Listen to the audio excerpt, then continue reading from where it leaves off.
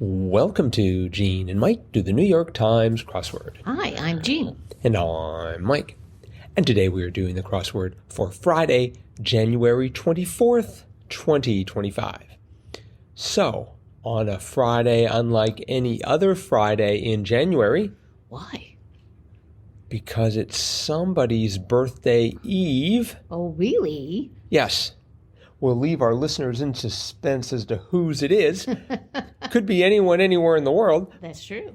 But in any event, did you do the crossword? I did do the crossword. And did it feel like a birthday eve present to you? It was. It was another fun solve, I thought. Mm-hmm. Had a lot of fun clues. Right. Of course, it was Friday, so no theme. Yes. But yeah, some fun clues and great answers. Did you find it difficult, easy, just right? Not really all that difficult. I finished it fairly quickly. Mm-hmm. For a Friday, I finished it about 22 minutes. 22 minutes. Mm-hmm. Whoa, you are speedy. Mm-hmm. I did it in 24. And I also thought I was sort of, it felt on the easy side. I had one mistake because 33 across revise. I can never keep EMEND and AMEND distinct. Uh-huh. And then for 37 across, Greek goddess sleeping near the river Oceanus. Well, I thought that was Eos, because that's the only three-letter Greek goddess I know that would somehow have a connection to the ocean. Oh, uh-huh. But then when that didn't work, I threw in iOS, because I figure it's a great operating system, and I think maybe a variant spelling of Eos. Uh-huh. But that meant that 21 down, close combat, was Malai as opposed to melee. So, Yes. So I had to sort of sort through that, but that was my main difficulty. I see. Isn't there another goddess named Gia? Like There G-I-A? is. Yes. Because that was the first one I thought of. No, I don't really know my Greek goddesses or whatever, Greek goddess. I think that's got 4 letters in it, though. It's like That's Gaia. Gaia, right. I thought there was also a Gia, Really? but maybe not. I don't know. We'll have to go research this, I perhaps. suppose. Could be a fun fact for Fun Fact Friday. It could. It could. Let's see. I liked how we had one across being go by, pass. Yep. And then we had 25 across, go by, elapse. Oh, you're right. So I thought that was... I didn't catch that. Yep, double cluing there. There was another god, 20 across, green-skinned god of the afterlife, and that was Osiris. Yes. That is Egyptian, right? Yes, and I was surprised to learn that Osiris was green-skinned. Yeah. Seems to me I've only seen them like copper-skinned because of the copper that they typically are. They're either wearing a copper mask or there's a copper statue or something like that. And of course, I'm listening to Wicked right now, and so I'm thinking about green-skinned people. Well, actually, just one green-skinned person. Right. Let's see, 5 across mobile, which is actually, I guess, mobile, or depending on how you want to pronounce it. But anyways, the answer was cell. Right. I guess I like to always throw the word phone in, cell phone, mobile phone. Right. Maybe not mobile. I guess I don't use mobile phone as much. No, but I mean, it made sense to me. Mobile is, could be a synonym for cell. Right. And then we had 5 down. Dairy farm structure was a cow shed. I knew that. Did you? I had no idea. There was going to be I thought, well, I needed 7 letters. I had no idea what to think, so I had to sort of fill it in through the crosses. The one next to it, I also had no idea. 6 down, Mexican grilled corn dish was an elote. Elote. Elote, okay. It's hard to tell because they don't have the accents No, here. I don't know. I think it's elote, but I'm not sure. Well, let's see. Did this crossword... Oh, yes, this crossword had 45 down. Give a run for your honey? And the answer was elope. Elope, yeah, that was cute. I thought it was cute. So we had elote and elope. That's right. Or elote and elope. Again, I'm a little little fuzzy there on the pronunciation. Mm-hmm.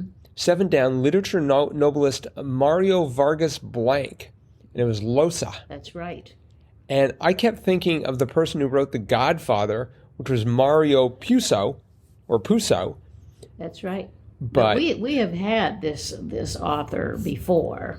I don't know that we've had his last name. It seems like they oftentimes, have the first name is, like blank Mario Lasso. no, it's appeared, the Llosa has appeared a total of 16 times. Okay. First in 1999. I presume they got famous starting at that point. Uh-huh. And every single time it's been clued after that. Actually, no. In 2012, Louis, who directed Anaconda. So apparently there are, but almost every other time has been Mario Vargas. Mm-hmm. Mm-hmm. Very good. Let's see. We had Toy Story antagonist. 3 down was Sid. I had so much trouble remembering his name. I'm like, what was his name? I could see him, but, he was the wicked next-door neighbor kid. I wanted to spell it with a Y. Why? Yes. Why? Oh, I see, yes. Sorry, little Abbott and Costello there. Because, I don't know, it just sounded more evil. But then it wouldn't have worked with 14 across. Fall forecasting aids were exit polls. That's right. I thought that was good. Mm-hmm. I love 9 down, and this helped a lot because it was 14 letters down. I know, it's almost the length of the puzzle. There. English translation of a paradoxical line in a Magritte painting. This is not a pipe. Right.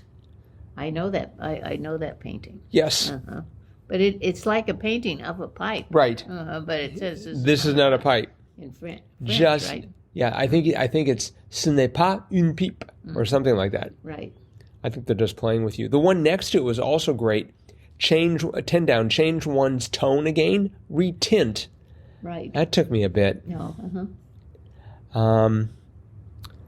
Well, Did 13 down, originator of Rocky Road ice cream, Edie's. No, I did not. I didn't know that either. Rocky Road's the ice cream with marshmallows in it, correct? I believe so. Okay. Yeah, and chocolate bits. Right. Mm-hmm. No, I've not a fan of Rocky Road. Sorry.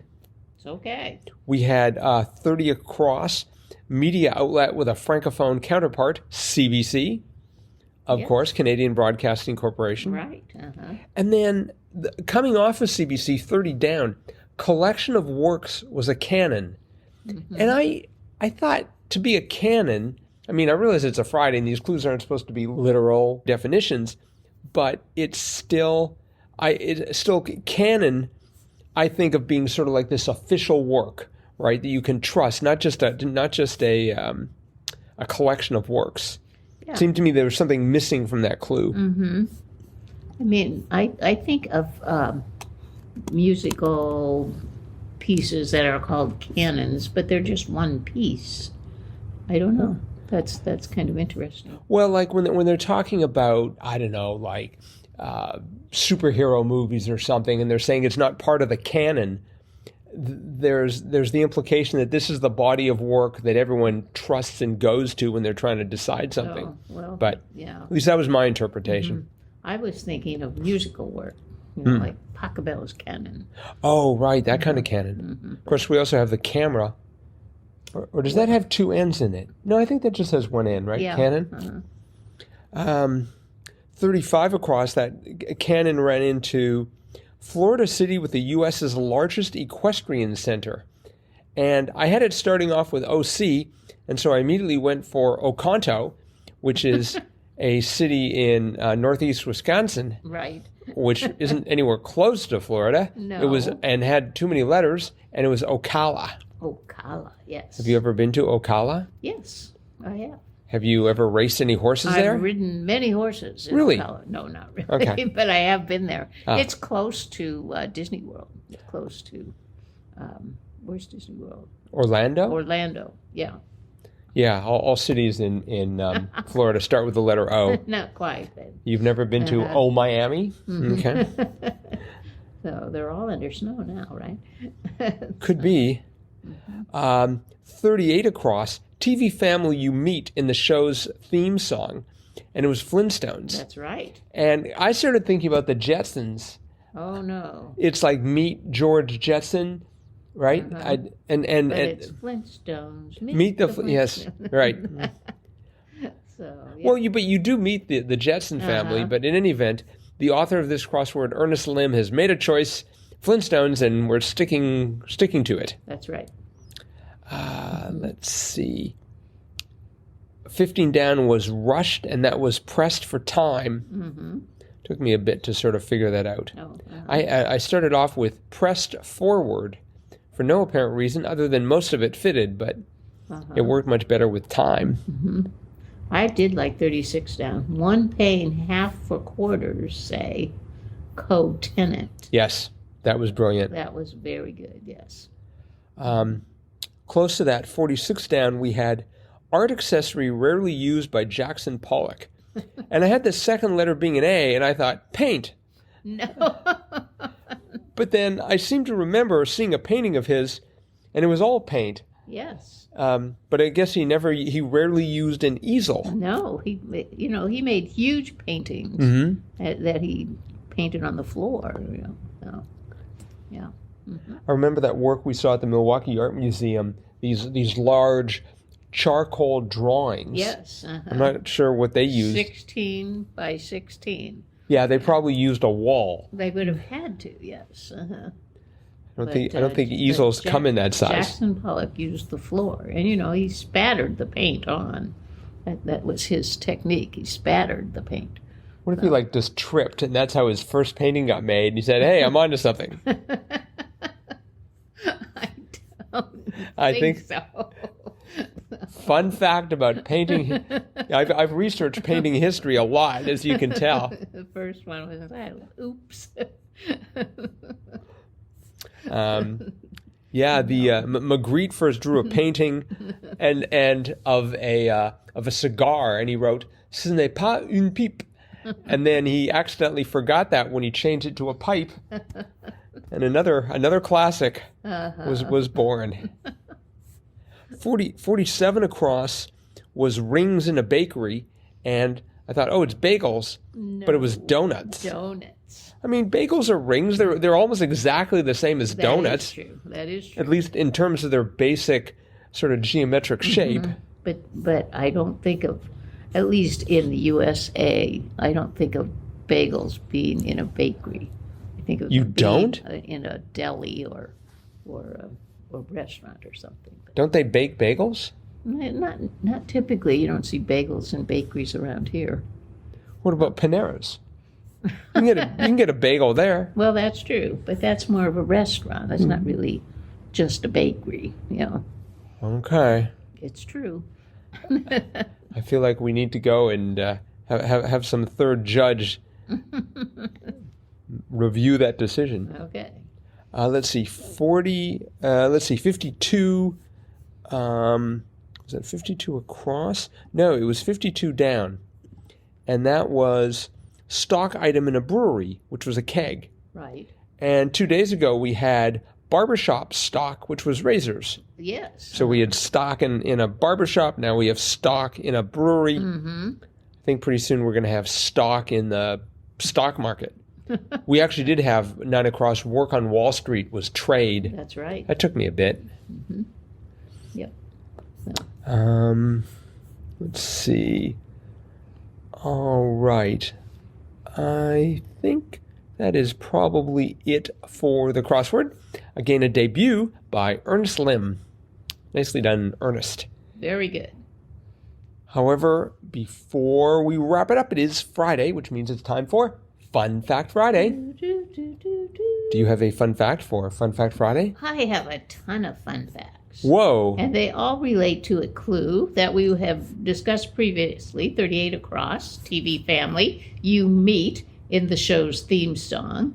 I found a lot of really interesting fun facts about the Flintstones. Oh, okay. So, the Flintstones is an American animated sitcom produced by Hanna-Barbera Productions, and it takes place in a romanticized Stone Age setting following the titular family, the Flintstones, and their next-door neighbors, the Rubbles. Right. It was originally broadcast on ABC from September 30th, 1960 to April 1st, 1966. And it was the first animated series with a prime-time slot on television. So I thought that was very interesting. And I can kind of remember when that came on. And, of course, my brother and I loved it because it was a cartoon. And right. You could watch it on it was usually on Sunday night, I thought. But anyway, its popularity mainly comes from the juxtaposition of modern everyday concerns with a Stone Age setting. Its animation required a balance of visual with verbal storytelling that the studio created and others then imitated. The Flintstones was the most financially successful and longest-running network animated television series for 3 decades until what? Until wait. Let's see. It has to be The Simpsons. That's right. Until The Simpsons surpassed it in 1997. And The Simpsons are still on. So anyway, in 2013, TV Guide ranked the Flintstones as the second greatest TV cartoon of all times after The Simpsons. Mistake. Yeah. Flintstones are number one. They listed all the characters, and I mean there were hundreds of people that appeared on this television show throughout its 6 seasons. One of the regulars was actually Harvey Korman, who then went on to be famous on the Carol Burnett show. But Hoagie Carmichael, the famous composer, was on it. He played himself. Tony Curtis played Stoney Curtis. James Darren played James Derrick. Anne Margaret played Anne Margrock. Elizabeth Montgomery played Samantha, which was the name of her character in Bewitched. Jimmy O'Neill played Jimmy O'Neill Stone. The Beau Brummels were on, called the Beau Brummel Stones, and so on and so forth.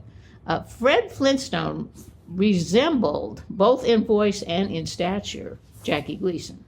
Right. And the series was actually kind of parody of The Honeymooners because, it was 2 couples that kind of bickered and had various adventures together. In a 1986 Playboy interview, Jackie Gleason said that the guy who actually did the voice for Fred Flintstone had done voiceovers for him in his early movies. And he considered suing Hanna-Barbera for copying The Honeymooners, but decided to let it pass because a friend of his said, "Do you really want to be known as the guy who yanked Fred Flintstone off the air, the guy who took away a show that so many kids love and so many parents love too?" And because they figured he probably would have won because it was very much like his show, The Honeymooners. There were all kinds of offshoots for the Flintstones. They had movies. Did they have does the Jetsons count? Yeah, because of the popularity of the Flintstones. Yeah, then they did make the Jetsons, which was just the opposite, a futuristic family. Right. But they made many educational films with the Flintstones, like the Flintstones Library Skills Series. Barney Borrows a Book. Barney Returns a Book.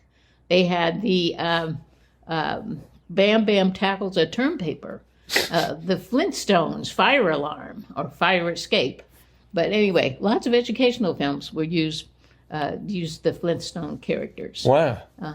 They were sponsored by Winston Cigarettes, and Fred and Wilma would actually smoke one at the end of the series as a commercial. Yeah.